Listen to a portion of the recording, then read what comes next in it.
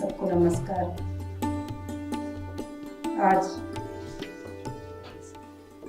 जो Narendra Modi ji study centre ने हम सबको इनविटेशन उनके बर्थडे के ऊपर दिया है और हमारे देश के माननीय प्रधानमंत्री श्री नरेंद्र मोदी जी को तहे दिल से हम सब के तरफ से मुबारकबादी है। और उसके साथ साथ जो उनकी माँ जो हीरा बहन ने हमारे जो देश के प्राइम मिनिस्टर हैं, एक विलेज के एक कोने में अहमदाबाद गुजरात में उनको जो जन्म दिया, उनके जन्म देने पर भी उनको मुबारकबादी हो, जबकि वो सोचे नहीं थे कि उनके बेटे देश के प्राइम मिनिस्टर बनेंगे। और हमारे देश के प्राइम मिनिस्टर की कुछ बातों ने हमारे दिल को हिलाया है और हमारे दिल को बहुत ज्यादा अट्रैक्ट किए हैं। बहुत सारे देश में प्राइम मिनिस्टर आए हैं, उनके लेवल में उन्होंने काम किया है, मगर जो हमारे देश के प्राइम मिनिस्टर ने जो काम किया है वो हजारों साल तक रोशन रहेगा।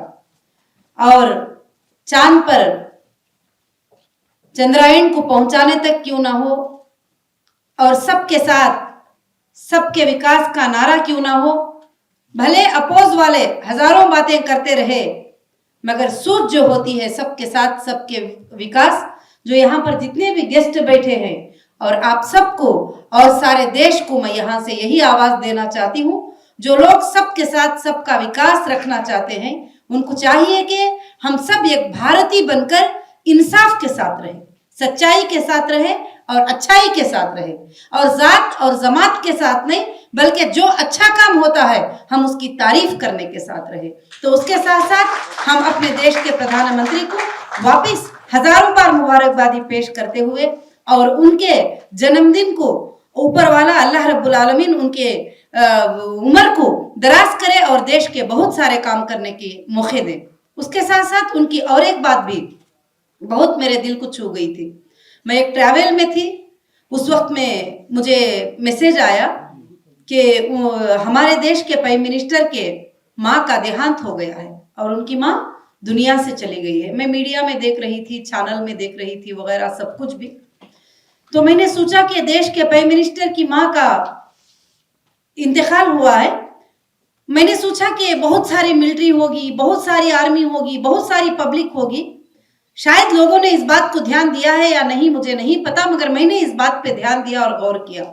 मैंने सोचा कि बहुत सारी लंबी पब्लिक होगी, पूरे लोग आएंगे, पूरा देश आएगा, पूरे चीफ मिनिस्टर आएंगे, पूरे इंडिया के मिनिस्टर जाएंगे, कैबिनेट मिनिस्टर जाएंगे, बहुत सारा हंगामा होगा, मजमा होगा। मगर हमारे देश के प्राइम मिनिस्टर की जो सोच थी वो बहुत अच्छी सोच थी। जब उनका पर्सनल लेवल आता है तो उन्होंने कहीं भी जो है पब्लिक मनी को यूज नहीं किया और पब्लिक मनी को खर्च नहीं किया, और खर्च होने से उन्होंने बचाया। और मैंने देखा कि उस वक्त जब देखते हैं तो उनकी माँ का जब देहांत हुआ है और आखिर वक्त में उनके जो आखिर के वो जो ये होते ही वो इतनी सादगी से थे, जो बहुत कम लोग बहुत सादगी से वो साथ में गए और उसी दिन उनका पूरा वो जो अंतिम संस्कार था, जो भी थे रस्म रिवाज, वो सब कुछ उन्होंने कर दिया और आकर मीटिंग में शिरकत कर लिए। और ये मैं न्यूज में देख रही थी, तो मैंने ये किसी को आज तक शायद मैं किसी को अपने आसपास वालों को भी ये बात नहीं बताई, क्योंकि आपको मालूम है कि कुछ बातें बोलते हैं तो लोग कुछ अलग बोलते हैं, कुछ अलग बोलते हैं। मगर आज उनका जन्मदिन था तो मेरे दिल में ये बात रही नहीं गई कि मैं उस दिन वो बात को देखी तो मेरे आंखों में आंसू आ गए और मुझे लगा कि ये सच में देश का प्रेम करने वाले हैं, ये सच में देश के पैसे को बचाने वाले हैं, ये सच में देश को चाहते हैं, ये सच में खुद की कोई मसलिहत नहीं है। अगर दूसरे प्राइम मिनिस्टर होते तो माँ के इसके वक्त में जो है मिलियनों रुपये खर्च करा देते थे, मगर उन्होंने इतनी सादगी से इस चीज को कर दिया कि सीधा फ्लाइट में आए और सुने और ये होते ही वापस आकर मीटिंग में भी शिरकत कर ली और फिर वापस जो है मीटिंग में आकर पब्लिक के लिए देश की बात कर रहे हैं। ये बहुत ही अच्छा लगा और दिल को छू गए। और दूसरी बात, मन की बात को लेकर बच्चे बच्चे को बात करना कि तुम्हारे मन में क्या है। आज लोग तो अलग अलग बातें बनाते ही बातें करते हैं कि उसने जीत गए, ये पार्टी है, ये पार्टी मुसलमान की मदद है, ये पार्टी माइनॉरिटी की है, ये पार्टी मुस्लिम की है, फलाने। तो मैं यहाँ जितने भी लोग बैठे हैं उनको और देश को एक ही मैसेज देना चाहती हूँ, पार्टी को और देश के प्राइम मिनिस्टर को पब्लिक बनाती है और पब्लिक देखती है, पब्लिक सूझती है और पब्लिक के हाथ में ये चीज होती है। इसलिए हम बीच में लड़कर ना मरे इन चीजों को और ना इन चीजों पर ध्यान दे। हम सब ये बनकर चले, इंसाफ के साथ रहे, भले जो भी इंसान इंसाफ करे उसकी बात करे और सच्चाई के साथ रहे। और उनकी बात जो मन की बात करना, किसने, कौन से देश के प्राइम मिनिस्टर ने बच्चों के लिए उनकी मन की बात पूछने के लिए टाइम दिया है, वक्त दिया है, पूछा है कि बेटे बताओ तुम्हारे मन में क्या बात है? तो मगर नरेंद्र मोदी जी ने, हमारे देश के प्राइम मिनिस्टर ने बच्चों को मन की बात पूछकर उनके दिलों को छू लिया और उनसे पूछा, उनसे बात किया कि तुम्हारे मन की क्या बात है। और भी एक बात मेरे दिल को बहुत छू ली। अभी मैं ये बातें सब मैं कोई किताब में कोई प्रिपेयर करके पेपर में नहीं लाई हूं, मैं माफी चाहती हूं। मेरे जो दिल में है ये बातें आपके सामने बता रही हूं। और मैंने देख रही थी, क्योंकि मुझे भी पहले पहले जब सुनते थे अपने लोग कुछ कहते थे तो कुछ बातें सोचने पर मजबूर करते थे, मगर जब प्रैक्टिकल देखा गए तो ऐसे वंडरफुल इंसान, ऐसे वंडरफुल प्राइम मिनिस्टर आज तक देश में नहीं आए थे, ना आएंगे मेरे ख्याल से, जो इस तरह के देश के प्राइम मिनिस्टर हैं नरेंद्र मोदी जी।